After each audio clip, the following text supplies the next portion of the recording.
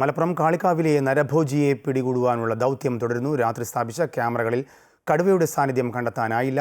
കൂടുവച്ചും മയക്കുവെടിവെച്ചും കടുവയെ പിടികൂടുവാനുള്ള ദൗത്യം തുടരുമെന്ന് ഉദ്യോഗസ്ഥർ അറിയിച്ചു. കാളികാവ് പാറശ്ശേരിയിൽ നിന്നും കെ പ്രശാന്ത് തയ്യാറാക്കിയ റിപ്പോർട്ട്.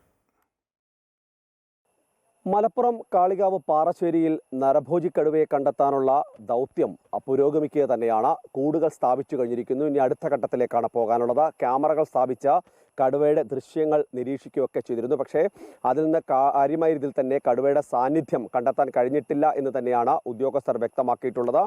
അതിലേറ്റവും പ്രധാനപ്പെട്ടത് ചിലയിടങ്ങളിൽ നിന്ന് കടുവയുടെ കാൽപ്പാടുകൾ കണ്ടെത്തിയെന്നത് മാത്രമാണ്. അതിനപ്പുറത്തേക്ക് മറ്റു ഒരു തരത്തിലുള്ള സാഹചര്യവും കണ്ടെത്താൻ കഴിഞ്ഞില്ല. കടുവയെ കണ്ടെത്തി ഏതെങ്കിലും തരത്തിൽ കടുവ പൂർണ്ണമായും ഉള്ള രീതിയിൽ ഒരു സാന്നിധ്യം കണ്ടെത്തിയെങ്കിൽ മാത്രമാണ് കുങ്കിയാനകളെ ഉൾപ്പെടെ ഇറക്കിക്കൊണ്ട് ഒരു ദൗത്യത്തിലേക്ക് പോകാൻ കഴിയുള്ളൂ. ഇപ്പോൾ 50 പേരുടെ ദൗത്യ സംഘമാണുള്ളത്. അവർ മൂന്നായി തിരിഞ്ഞുകൊണ്ട് ഉള്ള ദൗത്യമാണ് മുന്നോട്ട് പോകുന്നത്. അതിൽ തന്നെ ഏറ്റവും പ്രധാനപ്പെട്ടത് ഡോക്ടർ അരുൺ സക്കറിയുടെ നേതൃത്വത്തിലുള്ള സംഘം ഇത്തരത്തിൽ പരിശോധനകൾ വലിയ രീതിയിലുള്ള തിരച്ചിൽ ഈ ഘട്ടത്തിലെല്ലാം തന്നെ നടത്തുന്നുണ്ട്.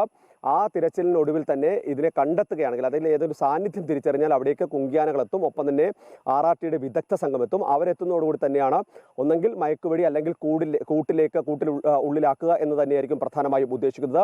കൂട് നിലവിൽ സ്ഥാപിച്ചിട്ടുണ്ട്. അതിൽ ആടിനെ അടക്കം കെട്ടിയിട്ടുണ്ട്. സ്വാഭാവികമായും അപ്പോൾ കടുവ രാത്രിയോടുകൂടി എത്തിച്ചേരും ഇറങ്ങും എന്ന് തന്നെയാണ് ഇവർ പ്രതീക്ഷിക്കുന്നത്. അത് തന്നെയാണ് നിലവിൽ വനപാലകരെ ഒപ്പം തന്നെ മറ്റു ഉദ്യോഗസ്ഥരുടെ എല്ലാം തന്നെ പ്രതീക്ഷ. ഏതായാലും അതിശക്തമായ രീതിയിൽ തന്നെ നിരീക്ഷണം മുന്നോട്ട് കൊണ്ടുപോകാൻ തന്നെയാണ് തീരുമാനിച്ചിട്ടുള്ളത്. ഇതിപ്പോൾ 2ാമത്തെ ദിവസമാണ്. സ്വാഭാവികമായും ഇത്തരമൊരു സാഹചര്യത്തിൽ വളരെ പെട്ടെന്ന് കടുവയെ കണ്ടെത്തുക അത്ര സാധ്യമായ ഒരു സ്ഥലം കൂടിയല്ല എന്നുള്ളതാണ് അരുൺ സക്കറി അടക്കം വ്യക്തമാക്കുന്നത്. പ്രത്യേകിച്ച് വലിയ രീതിയിൽ ഇടതുറന്ന വനങ്ങളുള്ള മേഖലയാണ് ഈ റബ്ബർ കാട്. അതായത് ഗഫൂറിനെ കൊലപ്പെടുത്തിയ റബ്ബർ തോട്ടമുണ്ട്. അതിന് മുകളിലേക്കൊക്കെ തന്നെ വലിയ രീതിയിലുള്ള നിബിഡ വനമാണ്. സ്വാഭാവികമായും ഒരുപക്ഷെ കടുവ ആ പ്രദേശങ്ങളിലേക്ക് പോയേക്കാം.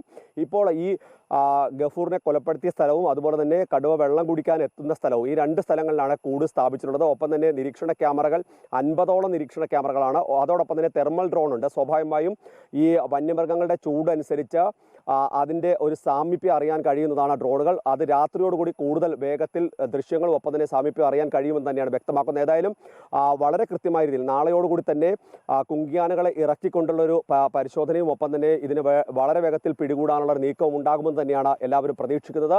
ഇന്ന് രാത്രിയോടെ ഏതെങ്കിലും തരത്തിലൊരു അത്ഭുതകരമായ നീക്കം ഒരുപക്ഷെ ഉണ്ടായേക്കാം എന്നൊരു പ്രതീക്ഷയിലാണ് വനപാലകരും ഒപ്പം തന്നെ മറ്റു ഉദ്യോഗസ്ഥരും ഉള്ളത്. അതേസമയം തന്നെ നാട്ടുകാർ അതിശക്തമായ പ്രതിഷേധം മുന്നോട്ട് വെക്കുന്നുണ്ട്.